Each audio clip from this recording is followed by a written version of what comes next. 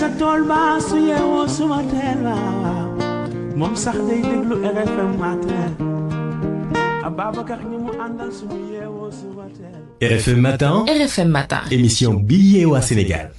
RFM matin 7h44 sunu gan Mamadou Anne salaamaaleykum Mamadou Anne. waaleykum salaam. ci téléphone bi dañ koy mujjee defee yow yaay secrétaire général adjoint chargé de relations extérieures bokk itam ci bureau exécutif national bu FGTSB dañoo xamatul sax ban mooy FGTSB fan yi passé ci RFM matin dañ leen cee tudd ngeen laajoon seen droit de réponse waaye droit de réponse itam day laaj droit de réponse ci waxtu. waaw c'est vrai. ñuy jégalu ci retard bi embouteillage bi jëloon nañ disposition yi mais xam nga rek embouteillage bee ñu téye.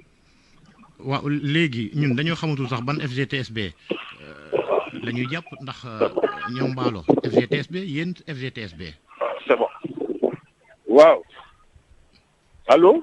maa ngi lay dégg bu baax bu yeboo yow nga gaare comme tar da nga ba noppi nga gaare fa nga defee noonu ñu defee mbir mi ci téléphone bi. waaw d'accord. yaa ngi may dégg bu baax. donc maa lay dégg waaw. voilà ayca. waaw d'accord non FGTSB benn FGTSB la. maintenant am na benn nit bu tudd Mballo Dia Thiam buy wër ne moom mooy secrétaire général FGTSB. comme ni ngeen koy defee. waaw comme ni ñu koy defee ñun mais ñun. dañu def congrès en mars 2024 élire secrétaire général en l'occurrence le camarade Moussa Sissoko comme secrétaire général de la FGTSB pour un mandat de 5 ans. maintenant moom mu ngi wër réew mi di wax ne mooy secrétaire général FGTSB soi-disant du vivant de Sidia yal na ko yàlla xare àjjana alors yónni woon na ko pour mu représenter la FGTSB au niveau du 1er mai pour cahier de doléances à la présidence yónni woon na ko aussi à la réunion annuelle des centrales syndicales du monde au niveau de l'OIT à Genève. Donc fort de cela il prétend que c'est lui le secrétaire général de la FGTSB. loolu lu am la. bon non lan si. li nga wax ne nan yónni woon nañ ko fi yónni nañ ko fee. waaw yónni nañ ko waaw xam nga délégué moom yónni moom loolu ça ne veut pas dire que ay responsable bi donc moom foofu lay sukkandiku maintenant ñun bi Sidé Ndiaye décédé article 4 sunu règlement intérieur dafa wax lu leer avant ñuy dem congrès les secrétaires généraux formant la centrale syndicale alors dañuy réunir tànn en leur sein benn secrétaire général pour mu assurer intérim bi donc après loolu convoqué nañ ko moom avec son syndicat et ses syndicats affiliés maanaam ñi nga xam ne ñooy ay xaritam syndicat mooy le CELS ak le SAT Santé ak moom donc ak le syndicat de la Poste pour ñu ñëw fekkee ndaje boobu bu secrétaire généraux yi des différents syndicats alors ñoom ñu boycotté sur les 20 organisations syndicales il y a eu 15 syndicats qui étaient présents alors il y a eu une résolution le BEN a décidé de faire du camarade Moussa Sissoko intérimaire de la centrale FGTSB donc ñu dawal 9 mois comme statutairement dañu war a dem en congrès donc en mars 2024 ñu tenir suñu congrès au niveau de l'hôtel de ville de Dakar donc ci la ñu élire donc pour un quinquennat le camarade Moussa Sissoko Gueye comme secrétaire général de la FGTSB. Boubacar Dieng laa ci waxtaan bi Boubacar. waaw sëñ bi Anne. waaw man li ma bëgg a xam rek mooy tey jii yéen a ngi naan benn FGTS moo am FGTSB te ku nekk yaa ngi demee sa boor mu di nga xam ne nag moo di Mballo Dia Thiam di autoproclamé li nga xam ne mooy secrétaire général yéen itam ngeen ne def ngeen seen congrès ba daal di tàbb seen ab secrétaire général tey jii lan moo waral coow li ba ki nga xam ne moo dem si yàlla si Sidya Ndiaye bi mu génnee àdduna ba tey FGTSB ñuy dégg ñaari boor scission am si biir FGTSB. waaw lu ñu naqarlu la parce que Sidya quand même li mu liggéey ci monde du travail fii Sénégal mérité wul ci ginnaaw am mu jur coow li mais bon autorité étatique yi aussi ñoo jëlul seen responsabilité parce que quand même réew mi defe naa am na loi statutairement benn syndicat ou bien benn centrale syndicale pour nga wax ne yow yaay diriger centrale syndicale mais dañ lay élire dans un congrès ou bien texte statut bi ak règlement intérieur li mu wax ci nga xam ne mandat d'intérim bi ñuy jox le secrétaire général mais loolu c'est la loi maintenant la direction du travail moom moo joué complètement ce rôle parce que mënuñu gëm ne ñun suñu statut daf ñu wax ne quand le secrétaire général de la centrale a une incapacité, comme le cas là, Syrie est décédé, donc il va falloir que nous mettions en place un secrétaire général intérimaire. Ce qui a été fait dans les règles de l'art, il faut que nous sommes en congrès extraordinaire, élire un secrétaire général. Mais mbalo mi di wër di wax ne mooy secrétaire général FGTSB yow nekkuloo siège u FGTSB yoruloo carte banque yoruloo compte bancaire u FGTSB yoruloo signature u FGTSB waaw comment tu peux t'autoproclamer secrétaire général de la FGTSB moo tax ñun nous avons porté la chose au niveau de la justice de ce pays parce que ñun mënuñu xeex ba bokk ci les centrales les plus représentatives dans les dernières élections de représentativité am 10%. ci élection yi ñan ñoo demoon mais ñun ñoo demoon yéen wala ñeneen ña non ñun ñoo demoon ñun le mandat bu ngeen demee direction du travail ministère du travail di ngeen xool kan moo déposé mandat pour la FGTSB c'est le camarade Mansour Gueye qui est le secrétaire général du syndicat des hôtels et restaurants affilié à la FGTSB moom la ñu mandaté woon moo déposé mandat ci njiit laay wax Sissoko waaw ak Mballo Dia Thiam kan moo gën a nekk interlocuteur autorité kilifa yi léegi mais Moussa Sissoko moo gën a nekk interlocuteur bien sûr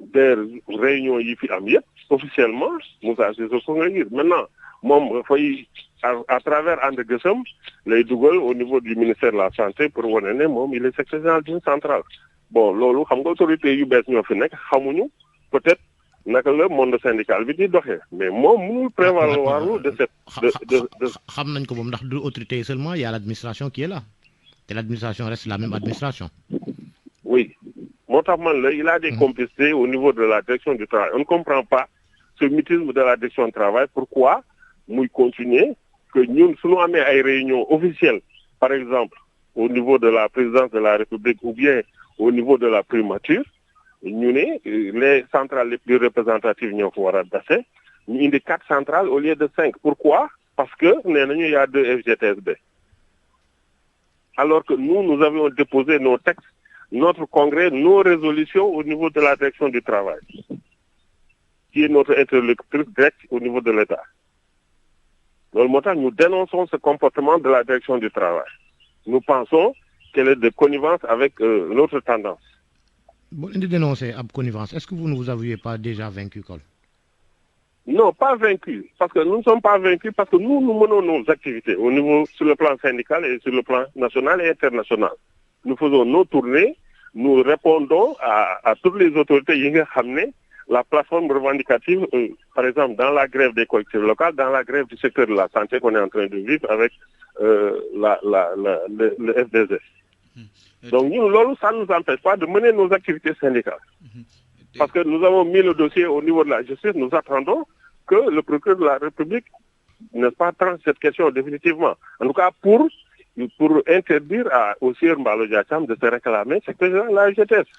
Et pourtant yéen a ngi koy bañal mu réclamer wu secrétaire général waaye dafa mel ni ba tey ni ko Georges waxee kilifa yi moom lañ jàppee secrétaire général te itam si lépp loo xam ne ñu ngi koy gis ci médias yi Mballo Dia Thiam nañ koy présenté en tant que secrétaire général FGTSB tey jii de yéen ñii la dafay firndeel ni moom moo yor kayit yu baax yi wala nu mu fa demee noonu récépissé entre kii syndicat bi kan moo ko yor. non mais dégloo li ma la wax ban autorité moo sañ a wax ne Mballo Dia Thiam moo dégloo benn autorité bu ko wax ne yaay secrétaire général FGTSB loolu ñamewuñu ko. kon nous avons porté plainte à l'État Sénégal. Justement benn autorité. mais ñoom. FGTSB. waaw def nañ ab tournée nationale. bañ demee ci région ya. fa ñu jaaragum donte sax nee nañ danañ wéyal seen i tournée. ñu ngi fa doon dajeek ay autorités officielles. en tant que FGTSB. Exactement. non dégloo li mu la wax ñoom bi ñu defee tournée di benn tournée lañ def fan yi au niveau de la région sud. boobu laa lay wax ma ne la ñu ngi doon dajeek ay autorités officielles. waaw yan autorité lañ dajeel directeur hôpital lañu gis lañu dajal pour présenter benn titre honoris causa bu soi-disant Mballo am loolu de laa gis ci presse bi waaw loolu moom mooy secrétaire général FGTSB. Ça n'a rien à voir avec le monde syndical. Dem ci hôpital Réunion. Bon, ok, c'est un syndicat de santé aussi, le SUTSAS. Donc, mën na dem ci hôpital régional. FGTSB la ñuy wax nañu teg fële SUTSAS ndax yéen itam fédération ba ngeen nekk ku ci ne am na ci syndicat ba nga xamante bokk nga ca. te tudduñu ko absolument. waaw mais xam nga bu la neexee nga jël micro Georges RFM posé la question nga ne man maay secrétaire général de la GTSB loolu waxuñu loolu ñu ngi koy xam nga lu ñu doon gêné ak lu ñu doon wax mooy le ministre du travail taxaw ne Mballo Dia Thiam secrétaire général de la GTSB mbaa le premier ministre mbaa le président de la République mais benn autorité hospitalière ou un sous-préfet ou quelque chose comme ça. yaa ko tudd nag xam nga yow da nga doon naan tout à l'heure que ni directeur hôpital seulement sous-préfet c'est une autorité administrative. waaw moom laa la wax mais sous-préfet bi musul prononcé wu en tant que secrétaire général de la GTSB. mais il a reçu qui alors? Il a reçu Mballo Dia Thiam qui présentait un diplôme. Dans le cadre d'une tournée de la FGTSB. waaw non. ci ni mu ko jàppee waaw yow ci ni mu ko jàppale mais dama ne ñun déglu nañu communiqué yi. à travers la presse. il est allé parce que boo demee tournée ci région ou ci département da ngay seeti autorité administrative bi. boo ñëwee moom nee na dafa waroon dem ci hôpital bi balaa muy dem ci hôpital bi kañ dem na ci sous-préfet bi ne ko dama ñëw ci sa dëkk loolu c'est normal en tant que responsable syndical mais dama ne le titre de secrétaire général de la FGTSB moom d'ailleurs il y a une résolution qui l'exclut lui et son syndicat de la centrale FGTSB yooyu yëpp dugal nañ ko au niveau du dossier judiciaire bi ñu déposé au niveau du procureur de la République. Boubacar.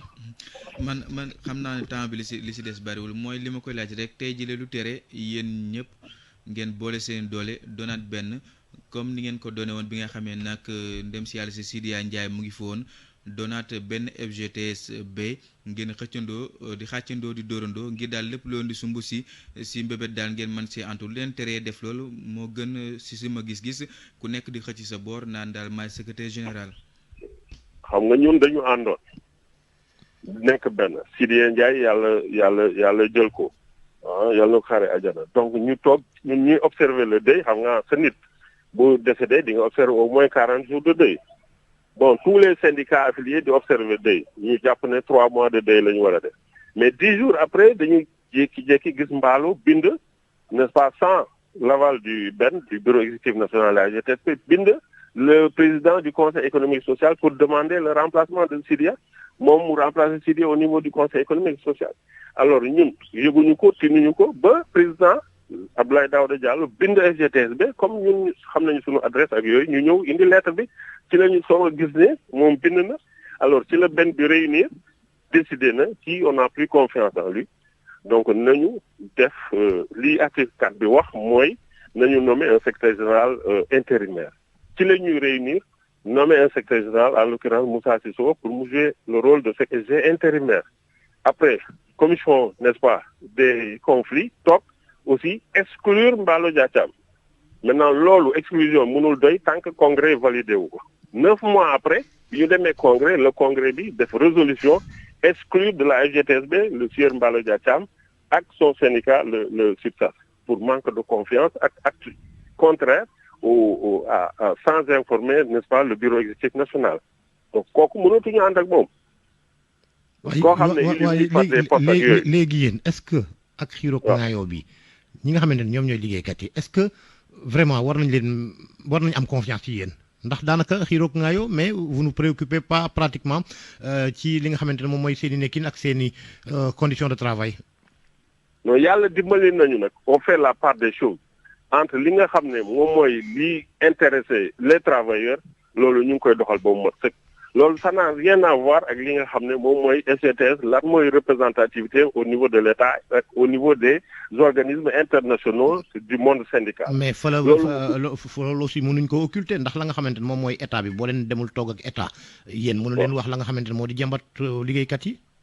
ankay ñu ngi toog ak état parce que ñu ngi toog ak ministère de la santé pour les conditions de travail du secteur de la santé moo tax moom bi mu déclaré ne day def rétention des informations sanitaires ñun on a continué le mot d'ordre de grève pour les rétentions au niveau des établissements de santé ñu ngi toog ak le ministre de la décentralisation parce que on est dans le cadre des négociations pour la revalorisation salariale des agents des collectivités locales donc fépp boo xam ne ñun ñu ngi janoog état bi ñu ngi toog ci table bi pour continuer négocier pour les conditions d'existence des travailleurs du Sénégal yi nga xam ne ils sont affiliés chez nous loolu ça n'a rien à voir avec la lutte bi nga xam ne c'est au niveau de la centrale moo xam ne moo koy xeex au niveau de l'État pour que ñun li nga xam ne warloon nañu ak état bi dû au rang des 10% des 5 centrales les plus représentatives ñu jox suñu place. waaw yéen sax daanaka comme ñeneen syndicats yi ay CNTS CNTS FC yéen FGTS FGTSB boo muy di ngeen am FGTC de.